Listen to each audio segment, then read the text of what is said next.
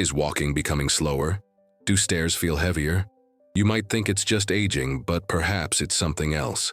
Perhaps it's the quiet neglect that creeps in when we stop asking our legs to carry us with the same strength they once did.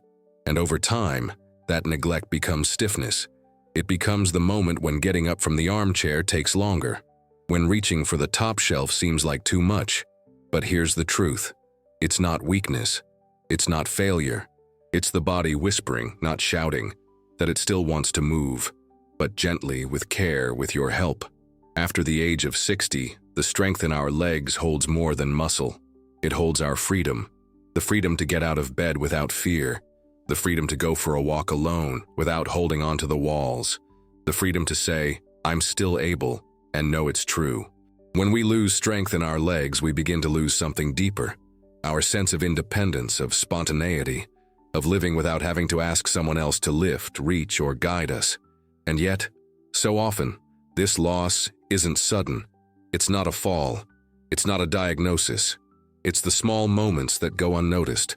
Always using our hands to rise from a chair, wearing shoes that dull our connection to the ground, forgetting to massage the very muscles that carry us through every day. Dr. Shigeaki Hinohara, who lived beyond 100 years in Japan, once said, "Energy comes from doing.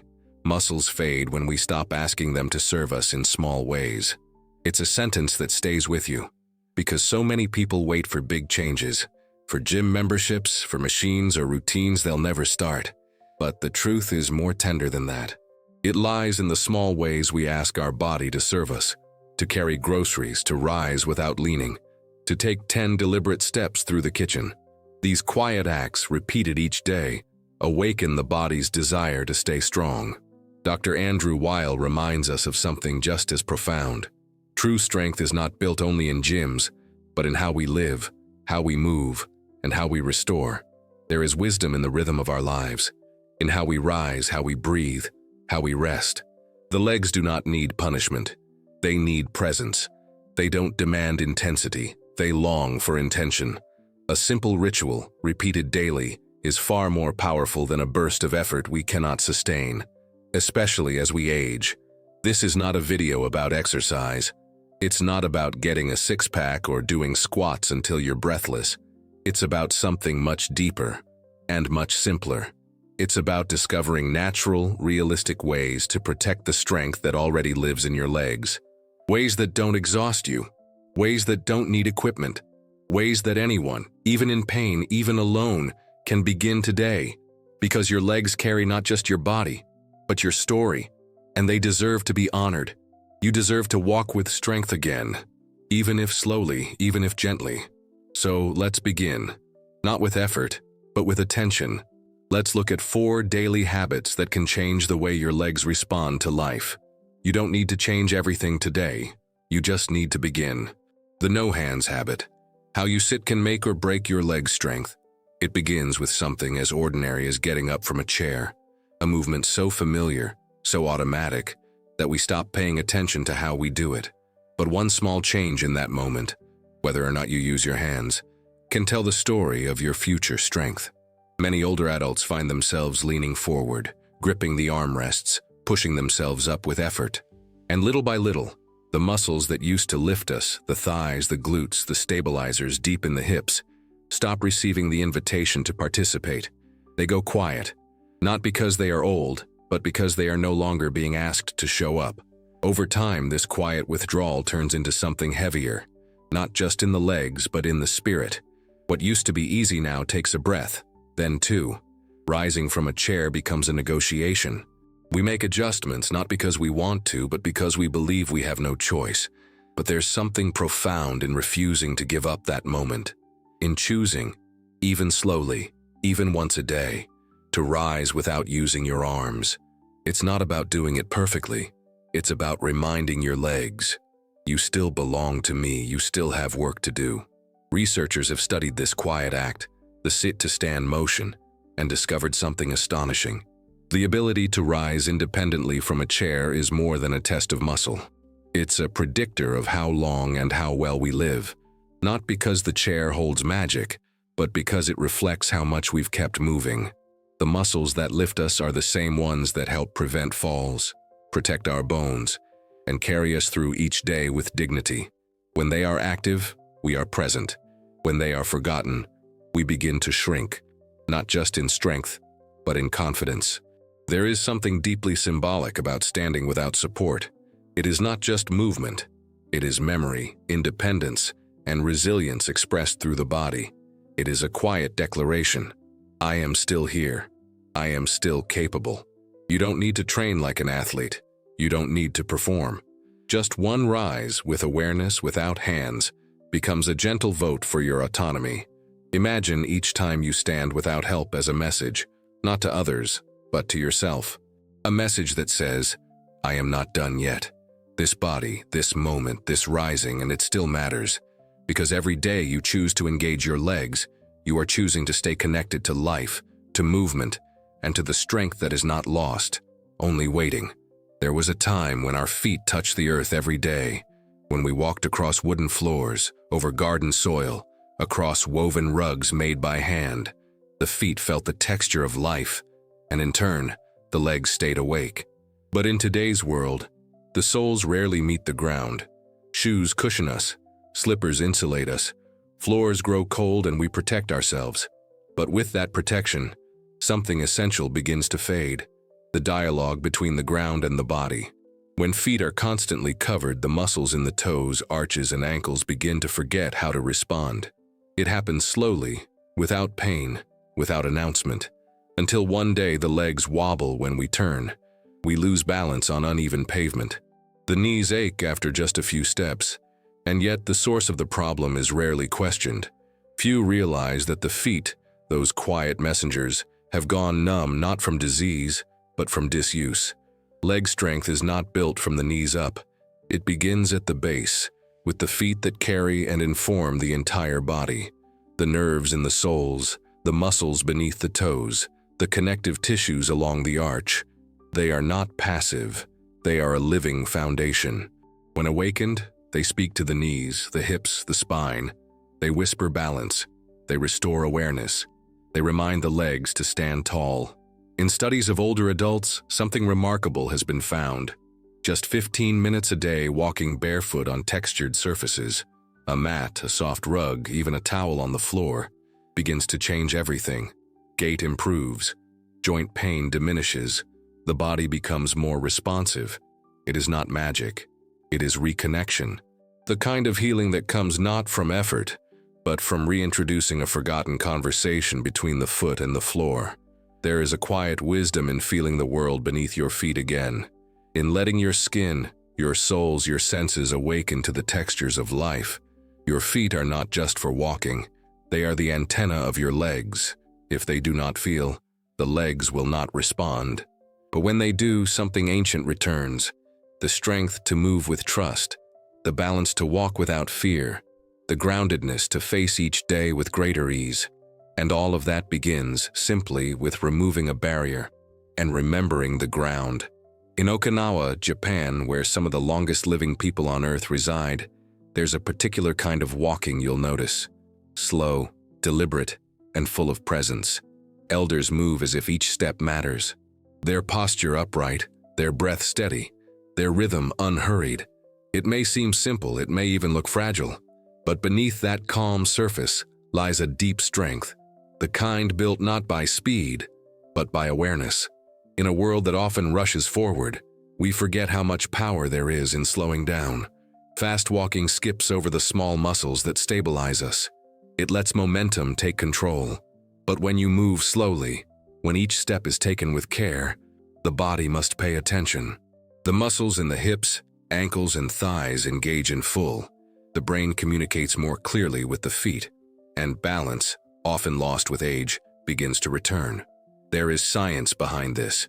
Researchers have found that slow, intentional walking activates more of the leg stabilizing muscles than casual walking ever could. It improves what is called proprioception, the body's sense of where it is in space. For older adults, this means fewer missteps, fewer near falls, and a growing confidence in movement. The legs are not just moving, they are listening, adjusting, supporting with every quiet shift of weight. To walk slowly is not to walk weakly. It is to teach the body how to carry itself again. 10 steps taken at 5 seconds each can feel more powerful than a full walk around the block. Heel to toe, spine straight, breath calm. Each movement speaks to the nervous system, reminding it how to coordinate, how to trust, how to strengthen not just the muscles but the message between body and brain. And there is something beautiful about reclaiming your steps in this way, in choosing to slow down, not because you have no choice but because it builds something deeper. Rushing ages the legs. It steals awareness. But slowing down teaches them to listen.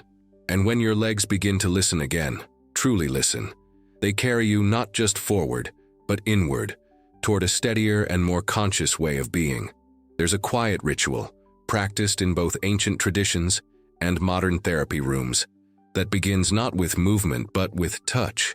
Before the walk, before the chores, before the world asks your legs to perform again. It begins with the warmth of your hands, placed on your thighs, your calves, your knees, and the simple act of attention. No equipment, no pressure, just your presence. As we age, the legs often wake up stiff. The joints feel reluctant, the muscles tight, the first few steps of the day taken with hesitation. And yet, we expect them to move as they always did. We forget that even machines need warming, that even the most loyal limbs need reminding. You are still needed. You are still strong. Massage is one of the oldest ways we've honored the body, not to fix it, but to prepare it, to listen before we ask it to speak. When you touch the legs, not roughly, not urgently, but with care, something stirs beneath the skin.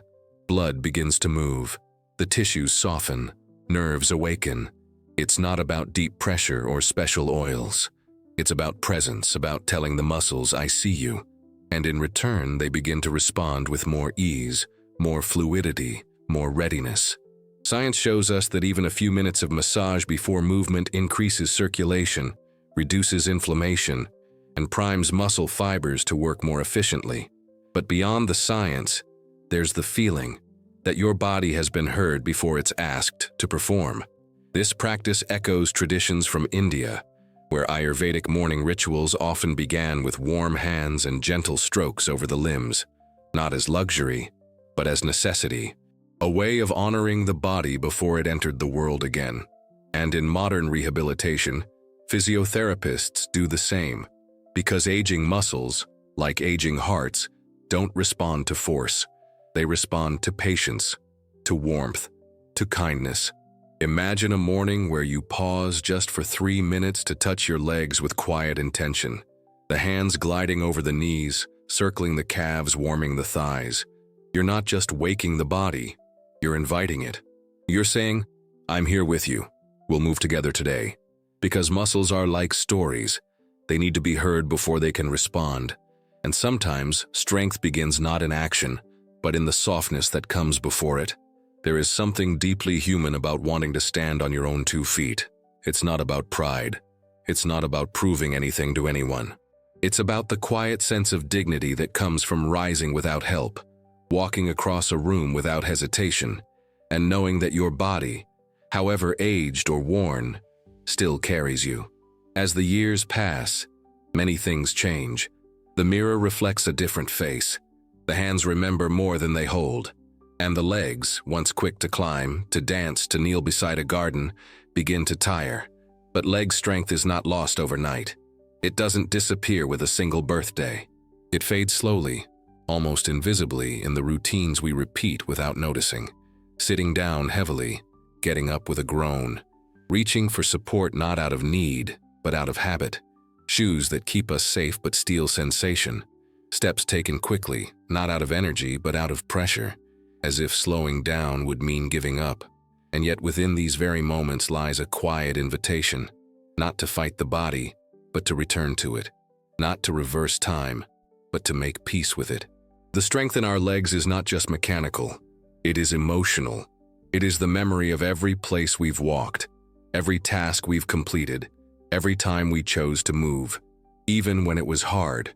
It's the walks we took with our children when they were small, the markets we strolled through on Sundays, the stairs we climbed after long days of work. And even if some of those places feel far away now, the body remembers. And more importantly, the body responds when we remember it.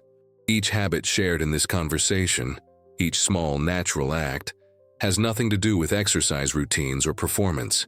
It is about presence, about reintroducing the legs to the life they're still part of. Rising from a chair without using your hands is not just about muscle, it's about reclaiming the belief that you can. Standing barefoot, even for a short while, isn't about rebellion against comfort. It's about restoring the communication between the ground and your body. Walking slowly is not a concession to age. It is a way of asking the legs to wake up, to listen, to move in harmony with breath and intention. Massaging your legs before movement isn't a luxury. It's a gesture of care, a way of saying, "Thank you for carrying me all these years. I haven't forgotten you." And when done regularly, even if imperfectly, these rituals become part of something larger, a way of living that doesn't accept decline as the only path forward. Because there is no age at which strength is no longer possible. There is no number on the calendar that says you can no longer move well, rest well, or feel well. But what is required now is something different from what was required in youth. In youth, strength may come from energy. In later life, it comes from consistency, from softness, from the willingness to be present in your own body without frustration or shame. Perhaps you've known the weight of mornings that start with pain, the hesitation before stepping into the day, the quiet sadness of feeling your body not quite respond as it used to. And yet, you're still here, still listening, still breathing. That, in itself, is enough to begin again. Not to return to who you were, but to discover what's still possible in who you are now. The body changes, but the capacity to care for it, to nourish it, to listen to it, remains. Dr. Hinohara lived past 100 years, and he did not do so by staying still. He moved. He worked. He never stopped asking his muscles to support him, in ways that were humble, human, and ordinary. And in those small, steady movements, his vitality remained. Not because he avoided aging, but because he stayed present with it. Likewise, Dr. Andrew Weil reminds us that healing is not dramatic. It's not a sudden fix. It's a layering of daily acts, food that nourishes, breath that calms, movement that respects the body's pace. So the question is not, can you get strong again? The question is, are you willing to treat your body like a friend who never left? To invite it back into your life, one action at a time. Maybe today it's sitting upright. Maybe tomorrow it's 5 barefoot steps in your kitchen. Maybe it's the warmth of your hands on your knees before you go out. There's no rush, no competition, only attention. Let this be your reminder, not to try harder, but to care more gently. Your legs are not your past. They are your present. They are your connection to the earth, to the rhythm of your days, to the people and places you still love. You don't need to prove anything. You only need to stay close to what still moves in you. Because strength is not measured by the weight you lift, but by the love you give to what carries you. Quietly, faithfully, every single day.